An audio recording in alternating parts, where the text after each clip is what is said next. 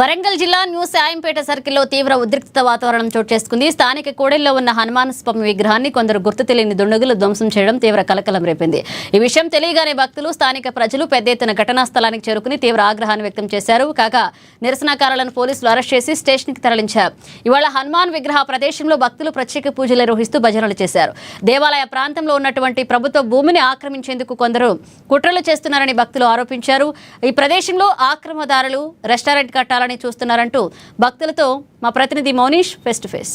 హన్మకొండ జిల్లాలోని న్యూ శాంపేట వద్ద హనుమాన్ విగ్రహాన్ని ధ్వంసం చేయడంతో గత ఉద్రిక్త వాతావరణం అయితే నెలకొందని చెప్పుకోవచ్చు. నిన్న అర్ధరాత్రి సమయంలో ఎవరో గుర్తు తెలియని వ్యక్తులు అయితే ఇక్కడ ఉన్నటువంటి హనుమాన్ విగ్రహాన్ని అయితే ధ్వంసం చేయడంతో హనుమాన్ భక్తుల ఆగ్రహానికి అయితే గురైన జరిగింది. దీంతో వీరైతే ఆందోళనకు బాట పట్టడం జరిగింది. అయితే విగ్రహాన్ని ఎవరు ధ్వంసం చేశారో వారిపైన కఠిన చర్యలు తీసుకోవాలంటూ వారు చెప్తున్నారు. అదే విధంగా ఇక్కడ ఉన్నటువంటి గుడికి సంబంధించిన భూమిని గుడికి కేటాయించాలంటూ ఇక్కడ ఉన్నటువంటి బజరంగ దళ్ అదేవిధంగా హనుమాన్ భక్తులు అయితే డిమాండ్ చేస్తూ అయితే నిరసనలు తెలుపుతున్న నేపథ్యం కూడా కనిపిస్తుంది. ఒకసారి హనుమాన్ భక్తులతో అదేవిధంగా బజరంగ దళ్ వాళ్ళతో ఉన్నారు మాట్లాడితే ఏం జరిగిందన్న, అసలు ఏంటి ప్రాసెస్, అసలు ఏం జరుగుతుంది, అసలు నిన్న రాత్రి జరిగింది ధ్వంసం అని చెప్తున్నారు. ఎవరు చేస్తుంటారు? బతుకమ్మ కుంటగా అనేక సంవత్సరాల నుండి, ఒక 40-50 సంవత్సరాల నుండి ఇక్కడ దేవాలయం భూమి ఉంది. అంటే సాయంపేట ప్రజలందరూ బతుకమ్మలు మా 40 సంవత్సరాల 50 సంవత్సరాల క్రితమే కావచ్చు, అందరూ ఇక్కడ బతుకమ్మ ఆడుకునేది అనేక సంవత్సరాలు. రీసెంట్ గా 1 సంవత్సరం నుండి ఇక్కడ ఈ యొక్క దేవాలయ ల్యాండ్ ఉంది. అక్కడ హనుమంతులు 1000 మంది దాకా ప్రతిరోజు వచ్చి ఇక్కడ 8 మంది స్వాములు భక్తాంజనేయ స్వామి ట్రస్ట్ నుంచి దీని ఆధ్వర్యంలో 41 రోజులు ప్రతి ఒక్క స్వామికి అన్నదాన కార్యక్రమం జరుగుతూ ఉంది. కొందరు నాయకులకు మరి కొందరి వ్యక్తులకు ఏం కన్ను పుట్టిందో ఏమో ఆ టైంలో ఈ దేవాలయం ప్రతి ఒక్కరికి తెలిసింది. అనేక సిద్దిపేట కావచ్చు, సిరిసిల్ల కావచ్చు, భద్రాచలం వివిధ క్షేత్రాల నుండి ఇక్కడికి వచ్చి అన్నదాన కార్యక్రమం, అన్నప్రసాద వితరణ కార్యక్రమం తీసుకుని పోయేది.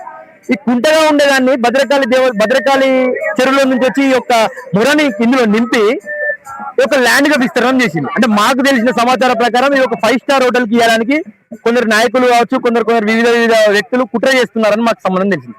అంటే గవర్నమెంట్ ల్యాండ్ లా, కుంటగా ఉన్న ల్యాండ్ లా, సర్వే నెంబర్ 239 లా 2010 లా మనకు లా ప్రకారంగా చూసుకున్నాయి. 2010లో మనకి ఇక్కడ దేవాలయం ల్యాండ్ ఉన్నది. 2010 తర్వాత మరి ఏ బుద్ధి తక్కువ ఇది ఈ గవర్నమెంట్ కి రాసిండో మరి అనేక దగ్గర హైడ్రా పేరు మీద కూడగొడతా ఉన్నారు. మరి ఇది కుంటనే కదా మేము అడిగేది, కుంటనే కదా, ఈ కుంటను మీరు పూల్పిల్లు మేము దేవాలయానికి వాడుకుంటా ఉన్నాం. ఇలా అనేక మంది 1000 మంది స్వాములు ఇక్కడ భోజనం చేస్తా ఉన్నారు.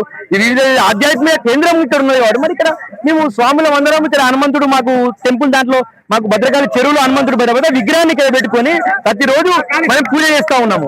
మరి రాత్రి మేము నిన్న కూడా అక్కడ పోలీసు వారు కావచ్చు, డిఆర్ఎఫ్ వాళ్ళు వచ్చి అక్కడ మాట్లాడితే మేము అందరం వాళ్ళకు వ్యక్తం చేసాం. అన్ని పార్టీల నుంచి మేము వాళ్ళకి వ్యక్తం చేసినాం. అక్కడ ఏంటంటే మేము ఇక్కడ దేవాలయం కట్టుకుంటాము, మేము ఇక్కడ దేవాలయం 3 రోజులు దయచేసి మాకు సమయం ఇవ్వండి.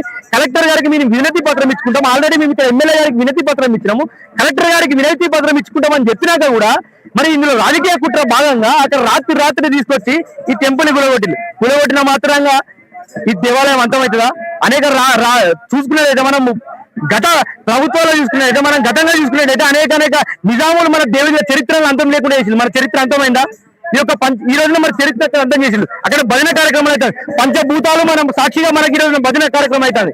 మీరు దేవాలయాన్ని ధ్వంసం చేస్తారు, మా గాలిని, మా పంచభూతాలను మీరు ధ్వంసం చేయలేరు. అనేక హిందూ కార్యకర్తలు ఇక్కడికి వచ్చి మేము ఆందోళన వ్యక్తం చేస్తున్నాం. ఇక్కడ రానున్న రోజుల్లో 5 ఎకరాల భూమి అనేది 5 ఎకరాలు ఉంది భూమి. ఇది గవర్నమెంట్ ల్యాండ్ కదా, అంటే ఇక్కడ వరకు ఓన్లీ ప్రభుత్వ భూమి ఇక్కడ నుంచి ఉంది కదా, దానిపైన మీకు ఎందుకు అట్లా చేయాల్సి వస్తుంది? ఎందుకంటే ఇది గవర్నమెంట్ భూమి, దీన్ని ఇంకా ఏం జరుగుతలేదు, ఏ ప్రాసెస్ జస్ట్ భద్రకాళి చెరువు మట్టి మాత్రమే ఇక్కడ పోస్తున్నారు. కానీ మీకు ఎట్లా ఇది అంటే సమాచారం?